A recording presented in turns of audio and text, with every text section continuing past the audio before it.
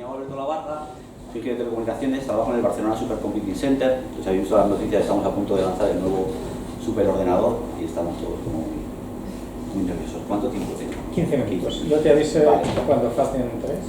Perfecto. Entonces diréis, ¿qué hace un tipo como tú en un sitio como este, a pesar de...? Pues precisamente por ser de Pamplona. Yo soy de Pamplona y yo estudié en Escolapios, ¿vale? En este edificio. Y hace 10 años, visitando una exposición de un amigo que sacaba una exposición de cuadros, José Ramón Urtasun, me encontré con este cuadro, ¿vale? Entonces digo, pues este es mi colegio. ¿Y quiénes son estos tipos? ¿Y qué hacen ahí, no? Pues estos tipos eran la Junta Carlista de Guerra, al producirse el alzamiento, el golpe de Estado, como ahora sabéis que estaba en Pamplona, los carlistas se suman a la fiesta rápidamente y montan el cuartel general en ese colegio, ¿vale? El cuartel general y la cárcel, con lo cual en las clases donde yo había estudiado, en el patio donde yo había jugado, pues habían producido torturas, asesinatos, de los que en 12 años que yo pasé en el colegio nadie había hablado.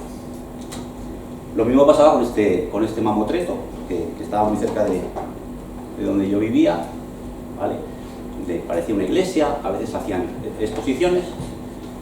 Pues en la cripta de este edificio estaban enterrados Mola y Sanjurjo, ¿vale? Y el 20 de cada mes se celebran misas franquistas en su honor. En esa época en la que estuve concejal, tuve la oportunidad de estar en el gobierno que conseguimos exhumar a estos dos chicos. Y en el monte, que se veía desde mi casa, había un fuerte, el fuerte de San Cristóbal, que había sido también penal, ¿no? Y protagonista en 1938 de una fuga, en la que también una fuga masiva de presos, en la que murieron muchos cientos de ellos, digna de película. Las cosas que pasan aquí, en este país, pues eso, no tienen demasiada repercusión. Entonces yo me preguntaba cómo, habiendo vivido en Pamplona todos esos años, no conocía ninguna de estas historias, ¿no? Iba un poco por ahí, por donde empecé. Leí este libro en Navarra en 1936 y es un mamotreto de casi 900 páginas.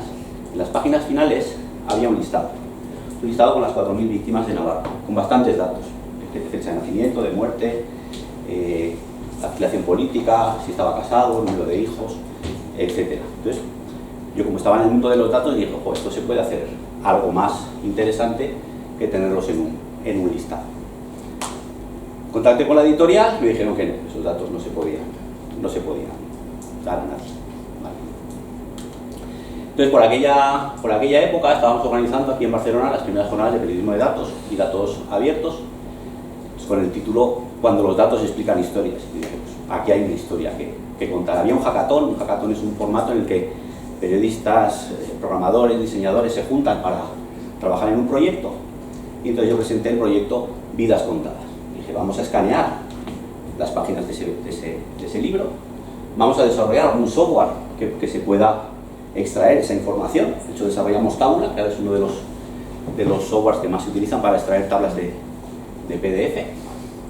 Vamos a limpiar esos datos porque había pues, faltas de ortografía, las fechas estaban en diferentes formatos, pues, problemas que os encontráis todos si trabajáis en este ámbito. Vamos a limpiarlos y vamos a visualizar los datos de una manera más interesante que lo que puede ser un listado en papel, ¿vale?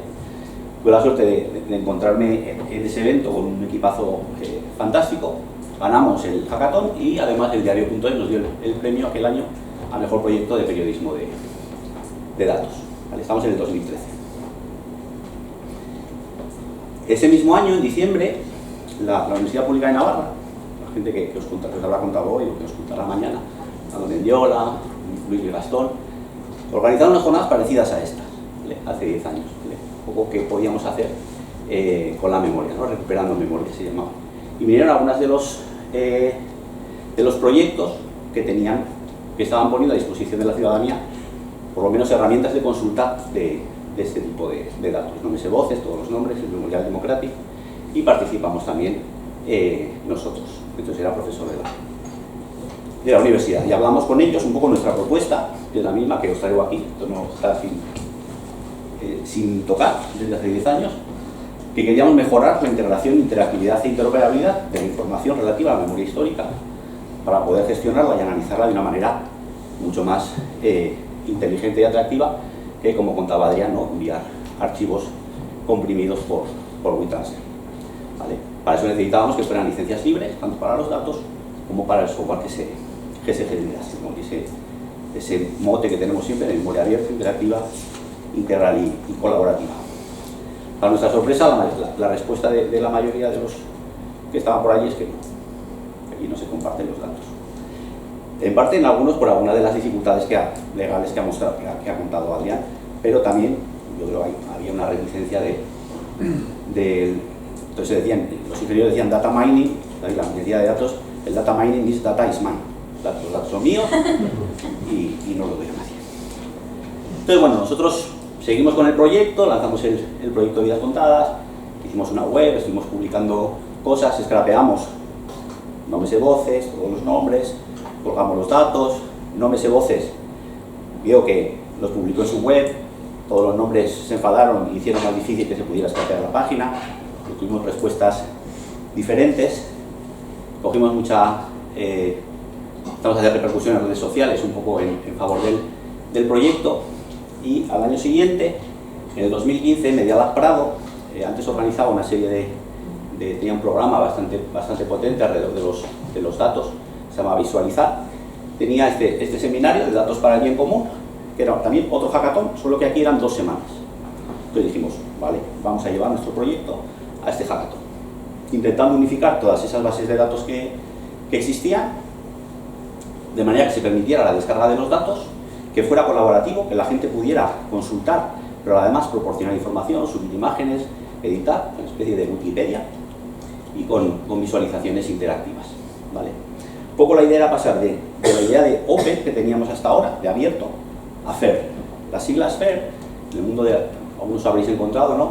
El FAIR Data quiere decir que sean fáciles de encontrar, lo cual quiere decir que haya identificadores únicos para cada dataset, para cada persona, para cada lugar, etcétera, que sean accesibles, es decir, que estén disponibles para la investigación y se puedan descargar, que sean interoperables, que estén en formatos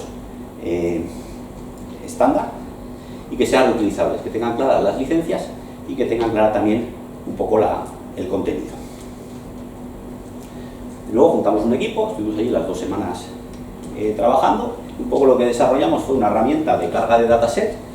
Muchos datasets habíamos ido dentro de esa campaña de recogida, nos habían enviado Excel, Access, etcétera, de las asociaciones de memoria de toda España. Una herramienta de carga, una serie de software para extraer información de las páginas web que ya existían. Estuvimos limpiando los datos, creamos toda una ontología, toda una semántica para estructurar los datos de manera consistente independientemente de la fuente de la que viniese, y estuvimos trabajando en las visualizaciones, ¿vale? Para todo el tema de modelado de los datos usamos ontologías libres, también los que estáis en archivos, biblioteconomía, Dublin Core, FOAF, DBO, etcétera, de manera que fuera todo lo más estándar posible. Y estuvimos trabajando mucho el tema de la visualización, ¿vale? Cómo poder contar. La mayoría de los mapas de fosas que hay por ahí, empezando por el del Ministerio, son bastante difíciles de usar, poco atractivos. Decíamos, el tema no es que sea para que sea atractivo, pero sí que tiene que ser útil y tiene que ser informativo y tiene que ser fácil de usar si queremos que realmente la ciudadanía llegue a toda esta información. Entonces sí que estuvimos trabajando toda esa parte visual de los datos, explorando otras narrativas, con timelines, etc. ¿Vale? Todo lo que desarrollamos a lo largo de esa semana pues quedó como software libre, ¿vale? Tanto los datasets que fuimos capaces de extraer, normalizados, los scrappers son el software para extraer información de otras páginas web, las visualizaciones, etc. ¿Vale? Seila era una de las participantes del proyecto, trabajaba en la Fundación Internacional Baltasar Garzón, entonces pidieron una beca Puffin a la Fundación Puffin en base a todo el material que habíamos desarrollado, todo el software que habíamos desarrollado y un poco la memoria del proyecto, la memoria, digamos, texto de todo lo que habíamos hecho, y fue el embrión, les dieron la beca, y utilizando todo ese conocimiento, datos, etcétera, crearon